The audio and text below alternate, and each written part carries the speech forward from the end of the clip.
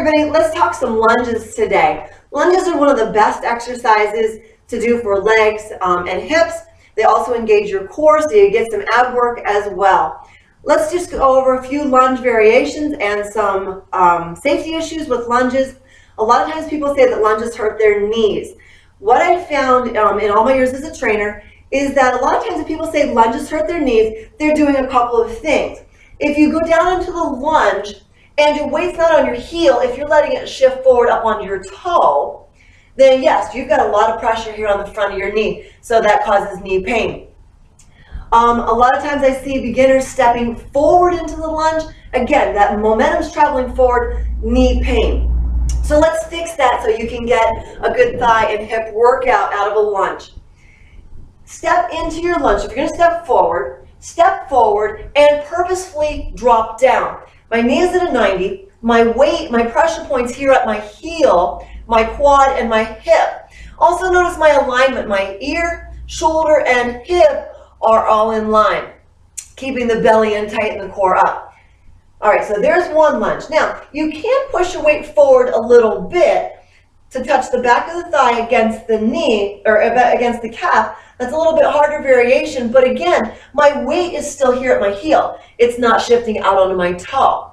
So even though it looks like it's forward, it's still here in my thigh. Another variation is to step backwards into your lunge.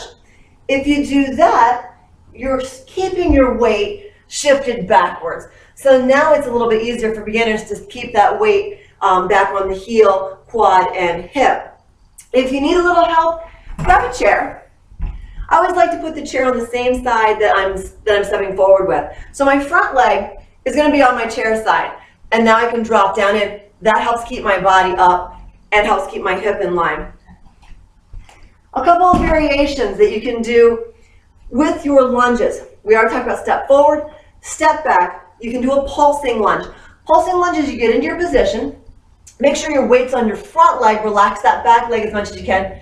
And just pulse. Now, guys, the key here is to get below the 90. Knee bends to 90 degrees or smaller, because now that's what's engaging here at the hip and the thigh. If you keep way up here, the only thing that's working really is these little muscles right here by the knee. Well, most of you, if you're doing lunges, you want to get thighs and hips. So let's get down in deep. You got a pulsing lunge. There's jumping lunges. So you can do a switch jump lunge. So you start with one and jump and switch, jump and switch. You can do a clock lunge. It's a forward, it's a diagonal, and it's a lateral out to the side.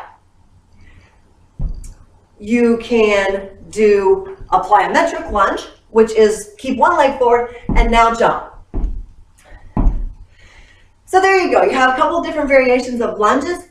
Put some lunges, maybe some squats, some push-ups together with some abs, and you can make your own workout. Have fun.